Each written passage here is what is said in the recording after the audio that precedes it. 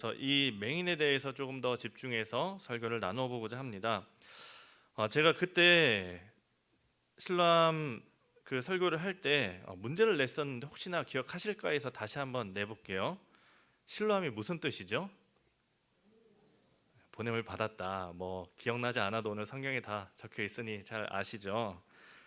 그때 또 제가 이걸 물어봤었는데 실로암을 누가 만들었죠? 벌써 제 기억에 한 2년 정도 전인 것 같으니까 아마 기억이 안 나실 거예요. 그 기도에서 15년을 더 산 왕이 있었죠. 히스기야 왕 때 그 기온샘 거의 한 500m 넘게 떨어진 그 물을 끓여다가 전쟁에 대비해서 만든 게 이 실로암 못입니다. 지난번에는 이 역사를 얘기했더니 다들 정신을 못 차리셔서 여기까지만 하겠습니다. 참 여러분이 이렇게 기억을 못 해주시는 게 참 힘이 됩니다. 오늘도 설교할 힘이 납니다. 오늘 예수님께서 길을 가시다가 날 때부터 보지 못한 그 한 맹인을 그 소경을 만나게 되는 것으로 시작을 합니다. 날 때부터 보지 못했으니까 길거리에 앉아서 구걸을 하면서 그렇게 살았던 인생이었습니다. 아마도 예수님이 그 사람을 만나서 찾아가면서 아마 이런저런 이야기를 나누었을 겁니다. 제자들이 그 사람에 대해서 얘기할 때 이 사람이 날 때부터 맹인되었다라는 것을 알고 있었던 걸로 봐서 뭐 두 가지 중 하나죠. 이 사람을 이미 알고 있었거나 아니면 이 사람과 대화하면서 날 때부터 맹인이었다는 것을 알게 되었거나 둘 중 하나인데, 오늘 장소가 실로암인 걸로 봐서 실로암이면 예루살렘 근처인 것이고 제자들의 활동 무대는 보통 어디였죠? 갈릴리 호수였고, 그러다 보니 아마도 원래 알고 있던 사람은 아닐 겁니다. 그러면 이 사람이 뭐 내가 날 때부터 맹인이요 이렇게 팻말을 들고 있진 않았을 테니까 아마도 성경에서는 생략되었겠지만 예수님과 만나서 뭐 이런저런 이야기를 하면서 이 사람이 날 때부터 맹인이었고 자신의 상황이 어떠한가 이런 걸 얘기했을 겁니다. 뭐 그러면서 할 수 있는 것이 없으니 이렇게 빌어먹고 살고 있다, 아마 이런 얘기를 나누었을 겁니다. 그런 중에 제자들이 예수께 오늘 말씀대로 묻는 거죠. 라삐어, 이 사람이 맹인으로 태어난 것이 누구의 죄로 인함이니까? 자기의 죄입니까? 아니면 그 부모의 죄입니까? 저는 이 말씀을 보면서 굉장히 무례한 질문이 아닌가 그런 생각이 들었습니다. 유대인들에게는 고통의 원인이 죄라는 그런 사고가 있습니다. 병이라는 것은 곧 죄의 결과다라고 생각을 하는 거죠. 물론 명확한 죄에 따른 그런 고난들이 있습니다. 내가 죄를 지어서 감옥에 갔다면 그 죄에 대한 벌이 확실한 것이고, 교통사고가 났는데 내가 안전벨트를 안 매고 있어서 크게 다쳤다면 사고 난 것은 따로 치더라도 벨트를 매지 않는 내 잘못일 수 있는 거죠. 내가 술을 마시고 운전하다가 사고를 냈다면 전적으로 죄에 따른 그런 고통과 고난일 겁니다. 그런데 지금 같은 경우 이런 애매한 경우가 있는 것이죠. 태어날 때부터 보지 못하는 이 고통과 고난은 어디서부터 온 것인가? 누구의 죄인가? 이 유대인들이 이렇게 생각하는 거죠. 뭔가 죄를 지었으니 병에 걸렸을 텐데 이 사람이 엄마 뱃속에서 죄를 지어서 맹인으로 태어난 것인가?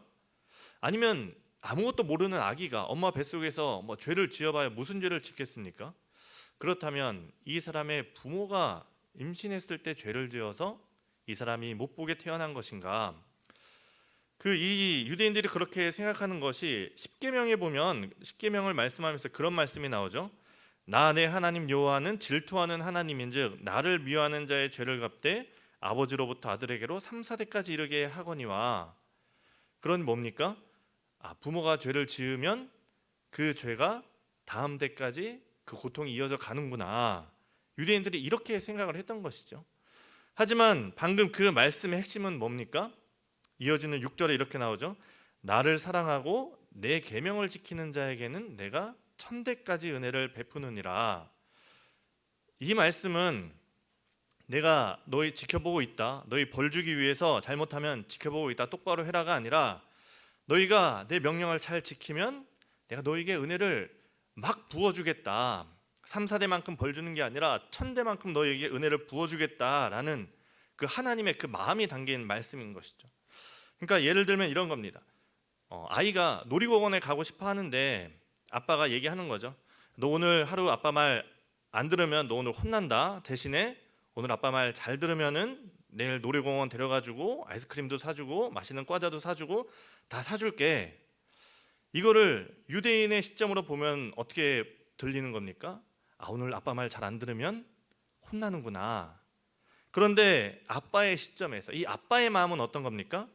아이를 놀이공원 데려가 줘야지. 이미 마음은 놀이공원에 가 있는 것이죠. 그러니까 하나님 아버지의 마음도 그런 것이죠. 우리에게 벌 주는 것에 중심이 있지 않습니다.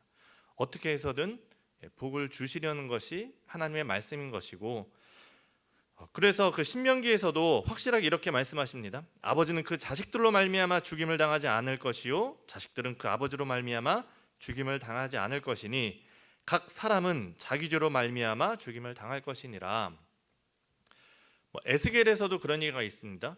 속담을 얘기하면서 아버지가 신 포도를 먹었는데 아들이 시다고 하냐, 그러면서 그 우리의 믿음이, 내 믿음이 부모를 혹은 자녀를 구원하지 못하는 것처럼 심판도 마찬가지인 것이죠. 내 죄를 인해서 각자가 심판을 당하는 것이 내 죄로 내 어떤 부모나 이런 연좌제가 이어지지 않는 것이 하나님의 뜻입니다. 그렇다면 이 사람은 뭐가 문제일까요? 이 보지 못하는 사람 둘 다 부모의 죄도 아니고 자기의 죄도 아니면 원죄가 문제일까요? 또 그것도 모든 사람이 다 죄 가운데 태어나는데 형평성의 문제가 맞지 않는 것이죠. 저는 이 제자들의 질문을 우리가 굉장히 조심스럽게 봐야 된다 생각을 합니다. 왜냐하면 우리들도 은연중에 이 제자들과 같은 생각을 하면서 살기 때문입니다. 어떤 생각입니까? 바로 인과응보죠. 아니 땐 굴뚝에 연기 나랴. 그리고 너무 당연하게 그런 생각을 가지고 삽니다. 누군가 뭔가 잘 되는 일이 있으면 저 사람이 뭔가 좀 좋은 일을 했나 보다, 그러니 하늘이 돕는 것이겠지. 누군가에게 안 좋은 일이 일어나면 저 사람이 모르긴 몰라도 뭔가 좀 잘못한 게 있지 않을까, 죄 지은 게 있으니까 그런 일이 일어나는 게 아니겠느냐, 그렇게 생각하는 게 있는 거죠. 그러니까 저도 살다 보면 누구에게나 이런 비슷한 인식이 있듯이 저도 살다가 그런 경험을 종종 합니다. 한 번은 제가 이렇게 길을 가다가 돌뿌리에 발이 걸려서 이렇게 넘어질 뻔한 적이 있습니다. 넘어진 것도 아니고 이렇게 넘어질 뻔했는데 정말 그 찰나의 순간이죠. 아마 1초나 됐겠습니까? 그 순간 제 머릿속에 드는 생각이 내가 무슨 죄를 지었지? 라는 생각이 드는 겁니다. 내가 하나님 앞에 잘못한 게 뭐지? 그 넘어지기 직전에 그 생각이 바로 드는 거죠.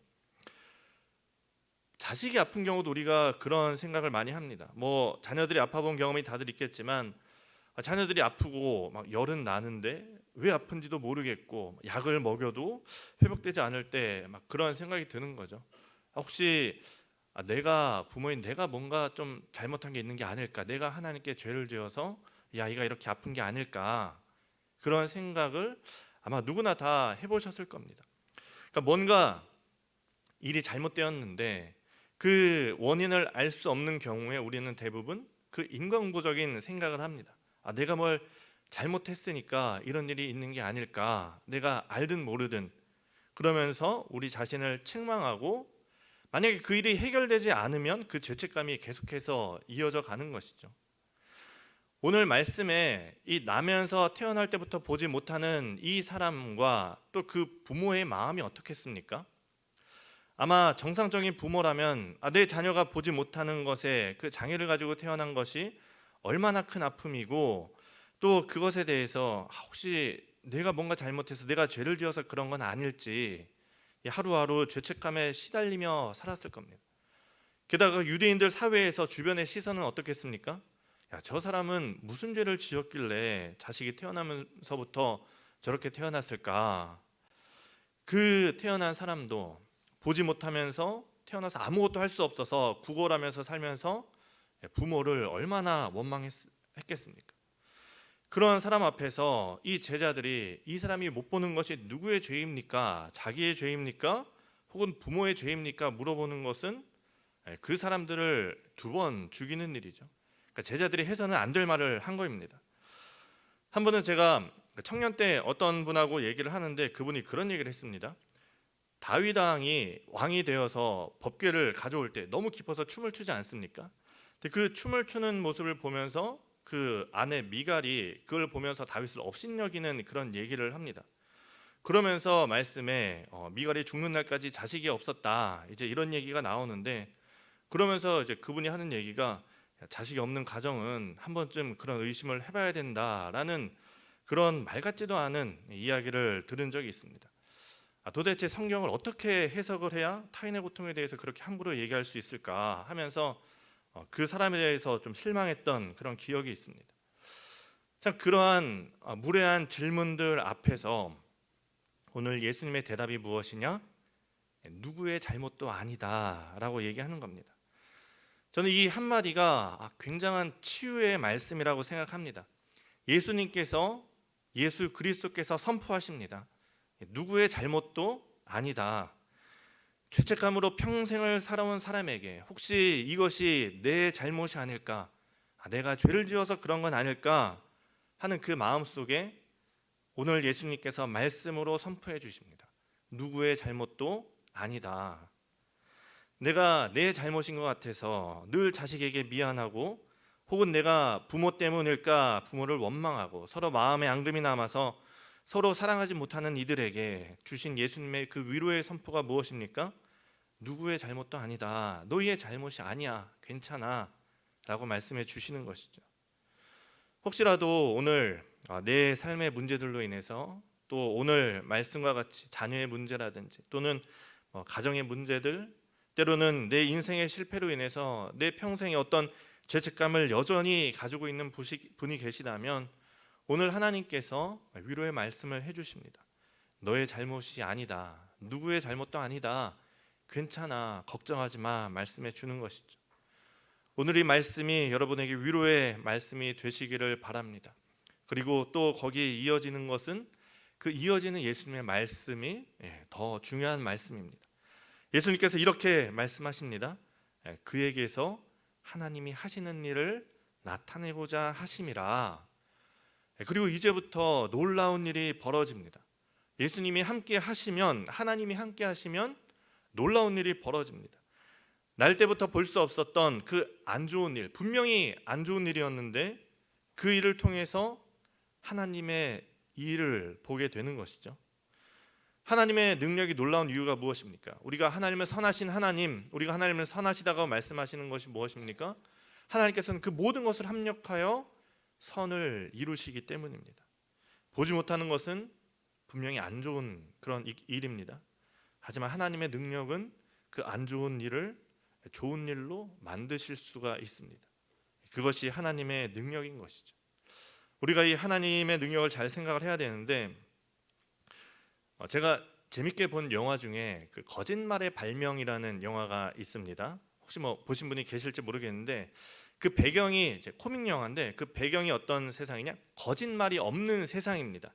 그러니까 거짓말이라는 개념 자체가 없는 세상인데 사람들은 무조건 다 사실만을 얘기합니다. 그렇다고 해서 꼭 좋은 세상이냐? 그렇진 않습니다.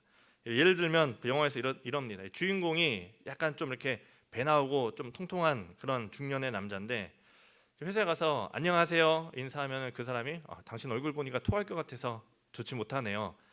이렇게 사실만을 얘기를 하는 겁니다. 거짓말도 없고 배려도 없는 그런 세상입니다. 주인공이 회사에서 그만 잘리게 됩니다.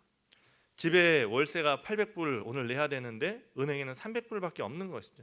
그래도 어떻게든 다 긁어 모아서 내야 되니까 은행에 가서 찾으려고 하는데 마침 그 은행 전산 시스템이 고장나 있는 겁니다. 그래서 고장났지만 그 창구원이 그래도 인출은 가능하니까 통장에 얼마 있으세요? 이렇게 물어봅니다. 그때 주인공의 뇌에 갑자기 스파크가 파바박 일면서 800달러요. 이렇게 300달러밖에 없는데 800달러요. 제 통장에 800달러가 있습니다. 이렇게 처음으로 거짓말이 나온 겁니다. 그때 갑자기 전산 시스템이 돌아옵니다. 삑 하더니 돌아옵니다. 그래서 마침 돌아왔네요. 찾아봤는데 얼마 있나요? 300달러 있는 거죠. 이 사람이 어떻게 해야 되나 하고 있는데 어떻게 됐을까요? 이 창구원이 전산 시스템이 뭔가 오류가 있나 보네요. 왜냐하면 그 세상에는 거짓말이 없으니까 이 사람이 800달러 있습니다라고 얘기하면 무조건 800달러가 있는 겁니다. 그래서 이 800달러 전산의 오류를 생각하고 줍니다. 이제 그걸 받으면서 이 사람이 오묘한 표정으로 이렇게 뒤돌아섭니다. 그러면서 이 사람이 무슨 말을 해도 다 사실로 받아들여지게 됩니다. 그래서 돈을 벌기 위해서 도박장에 가서 이게 잭팟이 터졌는데 돈이 안 나와요. 그러니까 와서 죄송합니다. 기계가 고장인 모양이군요. 하고 막 이렇게 돈을 줍니다. 이제 그런 내용인데 하루는 이 주인공 어머니가 죽게 되었습니다. 죽음을 너무 두려워하니까 이 아들이 옆에서 주인공 아들이 옆에서 죽으면 좋은 곳에 간다. 그곳에 가면 어머니 친구들이 다 나와서 그분들과 함께 건강히 뛰어놀고 이렇게 좋은 곳이다. 이렇게 얘기하면서 어머니가 평안히 눈을 감습니다. 그랬는데 그 주변의 의사와 간호사들이 그 사람을 계속 보면서 그래서 어떻게 되는 겁니까? 계속 궁금해하는 겁니다. 그 사후 세계를 모르니까. 이 사람이 이 얘기가 막 퍼지면서 하루아침에 이제 선지자가 됩니다. 막 사람들이 이 사람 집 앞에 막 때를 이루어서 그걸 듣기 위해서 오고, 이 사람이 난감하니까 이제 신에 대해서 나름 이제 개념을 잡아서 막 얘기를 막 합니다. 그러면서 하늘에 있는 어떤 사람이 있는데 그 사람이 모든 것을 제어하고 누구를 살릴지 죽일지도 제어한다. 뭐 이렇게 결정한다. 몇 가지 이야기를 합니다. 그랬더니 사람들이 막 질문을 합니다. 자연재해도 그가 일으키나요? 네. 지난주에 제 차에 나무를 떨어뜨린 것도 그 사람인가요? 네. 우리 엄마가 암에 걸린 것도 그 사람이 한 것인가요? 고민하면서 네. 그거 아주 나쁜 놈이구만. 막 사람들이 막 이제 이런 이야기를 합니다. 그걸 보면서 우리가 다시 말씀으로 돌아가서 그 일의 원인이 어디에 있을까? 자연재해를 일으킨 것이 하나님이 일으켰을까요? 지난주에 누군가의 차 위에 나무를 떨어뜨리신 분이 하나님이실까요? 누군가 암에 걸려 힘들어하는 것이 하나님이 하신 것일까요? 그 맹인이 날 때부터 맹인이 된 것이 하나님이 하신 것일까요? 우리에게 안 좋은 일이 일어나는 그 원인이 무엇이냐? 하나님께서 우리에게 그런 안 좋은 일을 베푸셨느냐? 아니죠.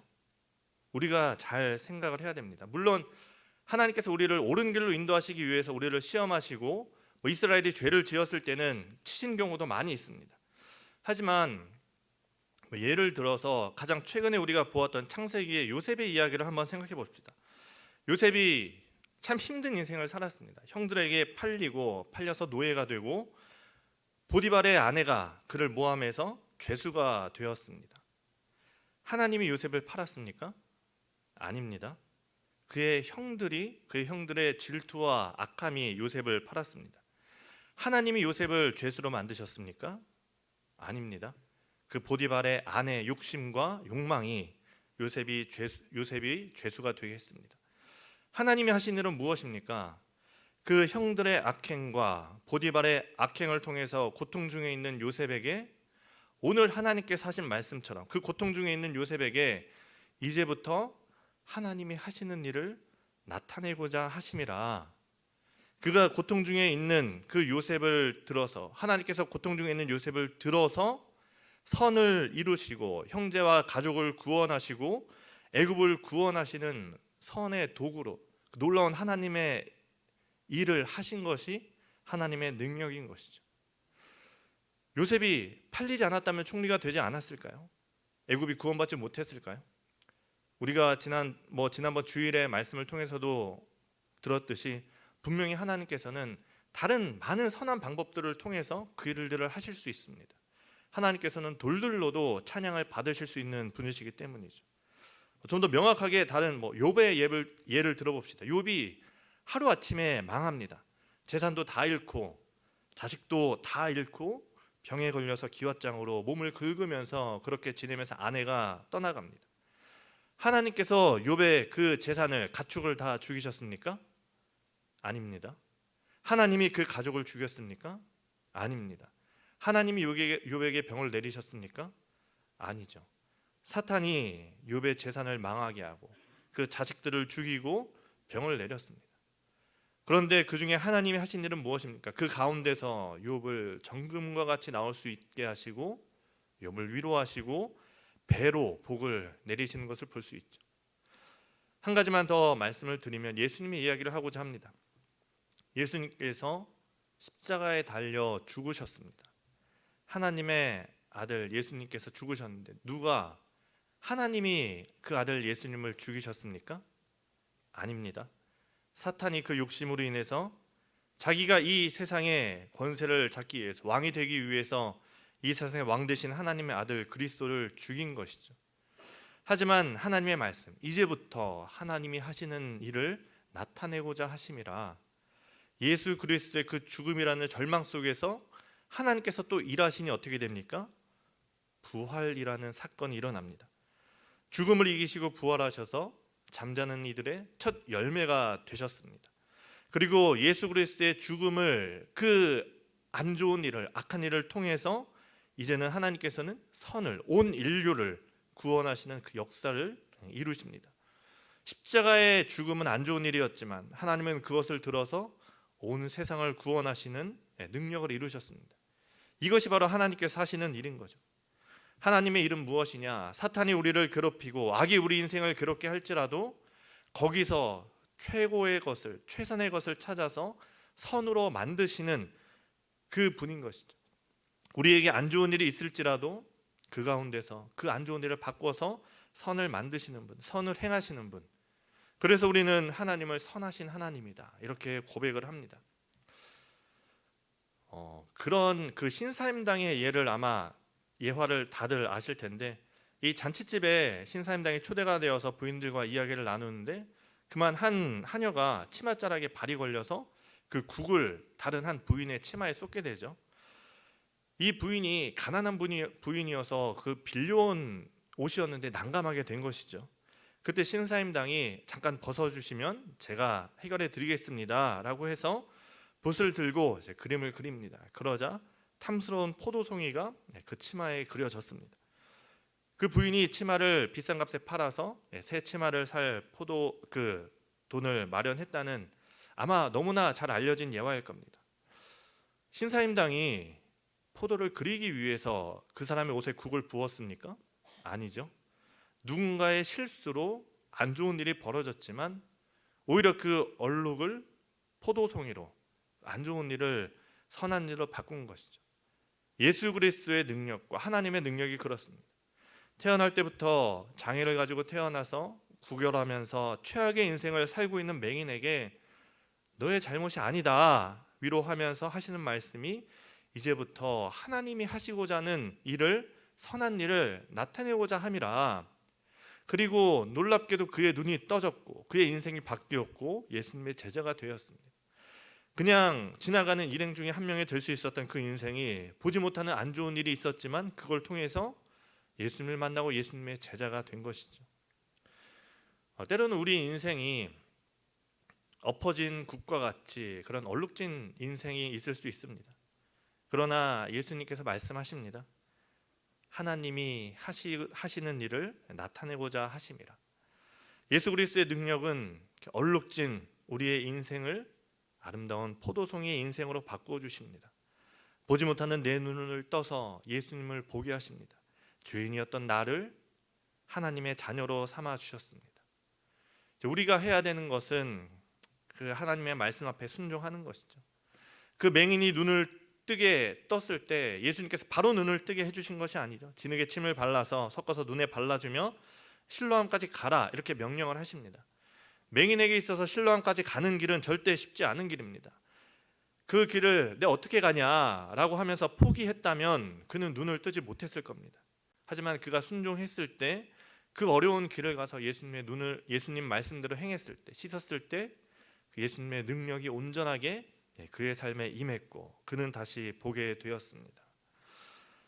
제가 지난번 실로암 때 이런 예화를 말씀드렸습니다. 아마 들으시면 기억이 나실 텐데, 만약에 제가 여러분에게 눈을 감고 저기 상일역까지 가시라 하면 여러분 기쁜 마음으로 가시겠습니까?